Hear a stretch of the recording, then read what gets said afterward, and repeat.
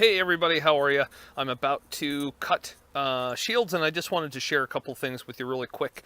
One of the things I noticed the first time I was cutting the shields was the amount of vibration.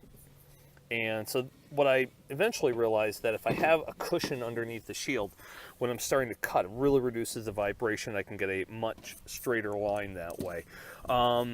The board that I'm on is something I was trying to do an attempt of coming up with an easier way of finding the center of the shield instead of what I call the pirate method, where I basically cross the lines where X marks the spot is where I end up drilling. So I was trying to match like the four corners on some sort of set piece. So I don't know if that sparks an idea with somebody out there. By all means, have at it. Ignore the bones. That's another project I need to do for my wife.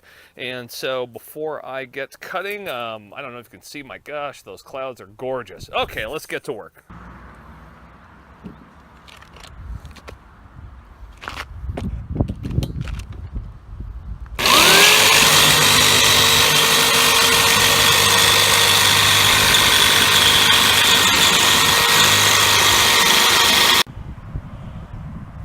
Second shield is cut. If I can offer any advice at this point, you can repaint a shield 100 times. You can only cut it once. Go slow. That's what's going to ensure a straighter line. So just take your time. All right, and that's it for now. Moving on to the next stages.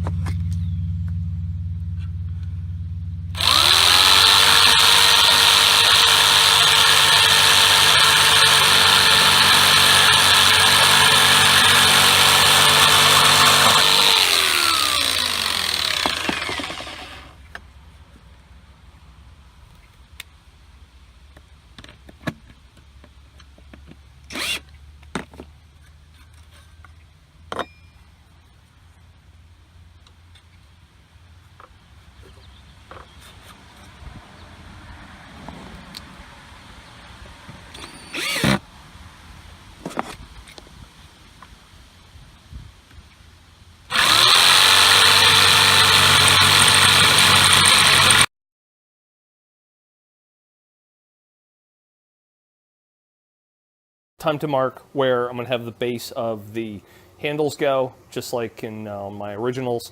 And the center hole that we use to do the initial cut, 3¼ inches. And from the center hole to the next base is 5¾ inches, okay? So for these, center hole off to the side, 3/4 inches, center hole off to the side, 5¾ inches. And I always like to use the original guide that I used to cut the shield to put lines to make sure that everything is equal. So if that helps, there you go.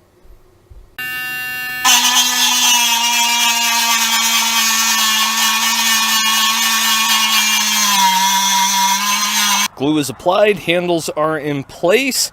This is always the most nerve-wracking part for me, is just, obviously it's a shield, you got to be able to pick it up. So, how the handles go on firmly is always nerve-wracking. So, did everything I mentioned in the last bit.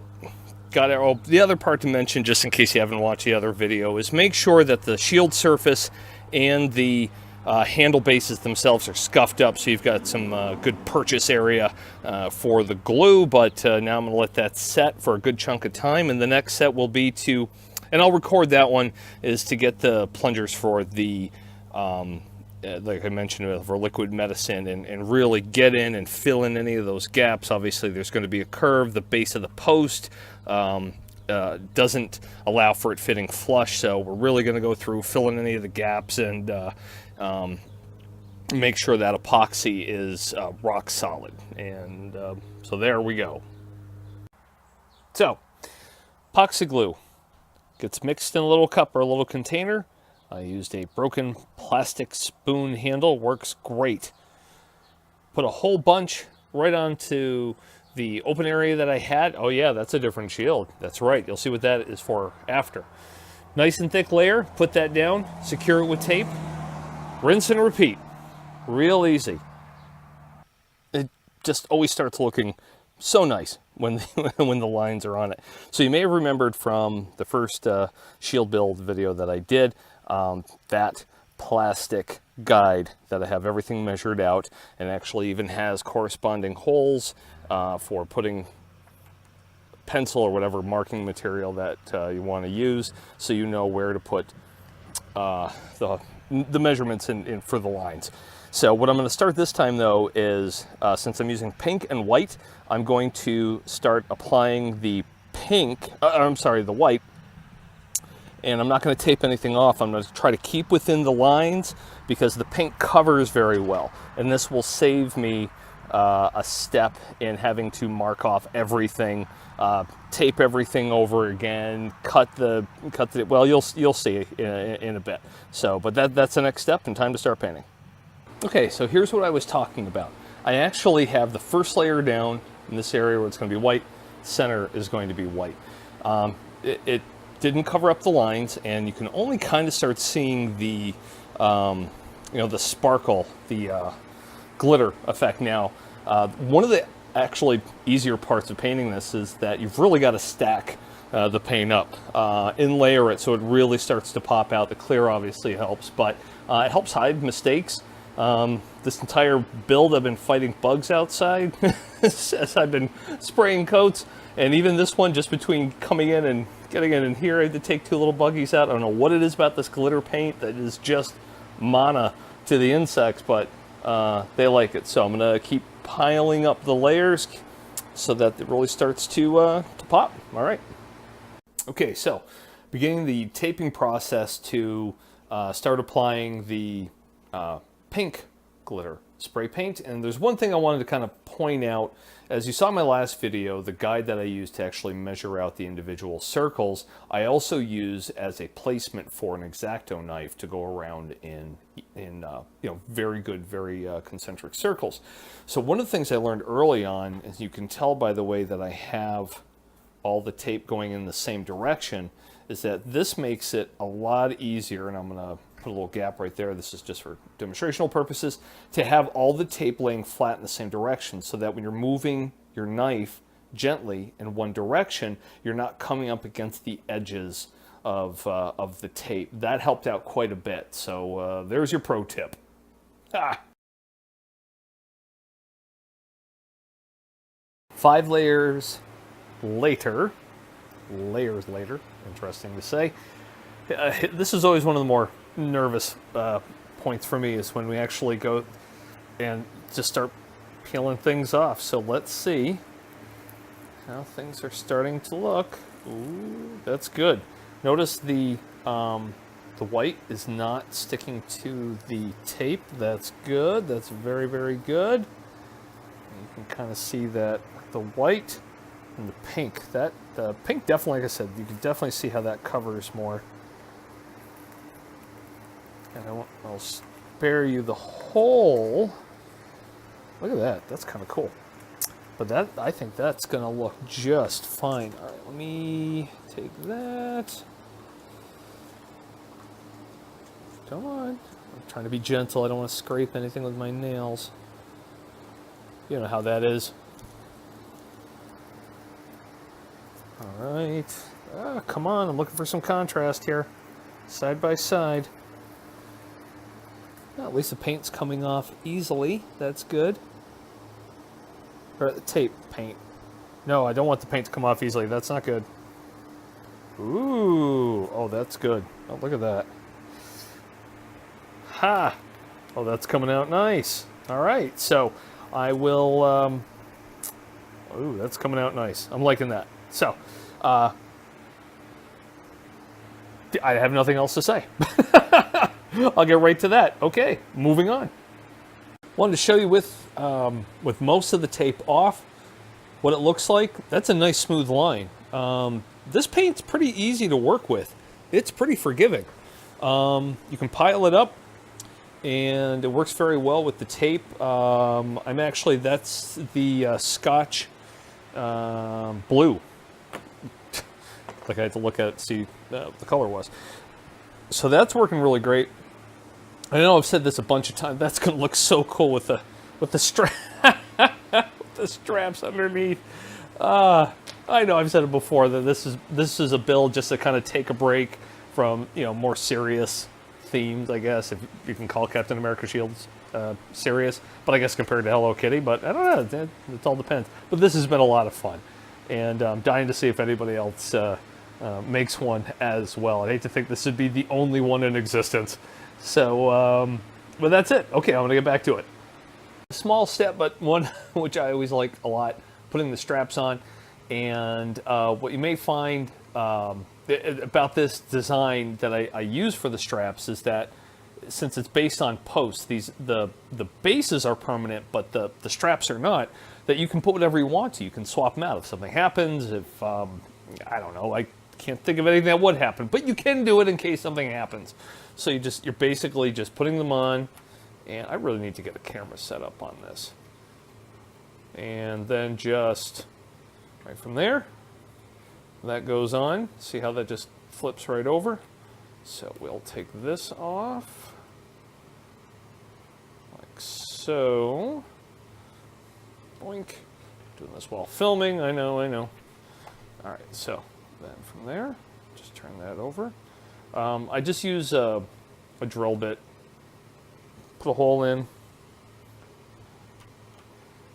towards the end, not too far. Scroll those down, twist that, and voila, you have your straps. Hands go in, shield goes up. There you go. Onto the center shield design, the sigil. I think I'm pronouncing that right. And how I did, and I'll show you how it came out within a second, I was pretty happy on that, is measured a Hello Kitty graphic that I just found online, using the same dimensions that I used for the center shield on my Captain America builds. And in fact, I actually made a mock-up of what the center of the shield, that center circle, is, so that I made sure that the graphic fit. I have it on a piece of hobby steel, for lack of a better term, but obviously you can buy these sheets of metal at home improvement stores, big box stores, and so I taped on the graphic, took an X-Acto knife, made a cut along the outside of the black and the inside of the black, so that the final product has that depth. And this is what it looks like. It's kind of hard to see. I'm going to do my best, but I think you should be able to tell. Ooh, that's not too bad. That actually came out pretty well. Good detail in the bow, and you can see the depth. And what I intend to do, and one of the reasons why I'm making two, you can see a couple smudged fingerprints, but those are going to come off, is I'm just going to take just a rotary tool, Dremel, and instead of having black, I'm going to scuff that up so it's a very reflexive, reflexive? That would be impressive. Reflective, I think, is the word I was searching for. Silver instead of a black outline. And then for the bow, I think I'm going to go with the same pink that I used on the shield. That way everything has the same color. And for the eyes, again, I will make those, I'll make them reflexive, and if that doesn't look good, I'll make them reflective. So that's the next step, cutting that out by hand. That's somebody just got done with a pair of metal cutters. These, again, I bought these at the same craft store that had the metal to make sure that the tools worked well together. And that's what I actually, if you've seen the Captain America shield, no, that's how I made the Captain America star as well. So stick with what you know. All right, talk to you in a bit. All right, progress on filling in the outlines. Basic engraving tool, and not too bad. I'm toying with a couple different ideas. That's why I have my backup kitty face. Backup kitty face. That is a great punk band name. If anybody wants it, keep it. Just let me know if you're going to use it or not. But not too bad. So I go through there. So I'm just going through the lines, just carefully, imagine a large buzzing sound, and just trying to rough up the metal just to make it a little bit more reflexive. And there I go again with that reflexive word, reflective. Not too bad, not too bad. We'll wait till it's all done and see if I like it.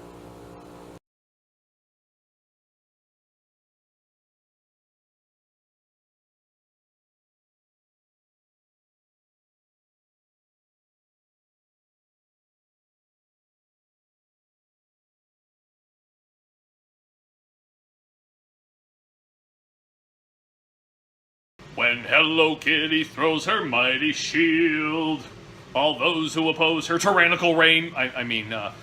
Looking pretty good. Emblems on. Tomorrow, clear coat. And this little lady is done. And did I mention I have Hello Kitty straps? I have Hello Kitty straps. Yes, I do.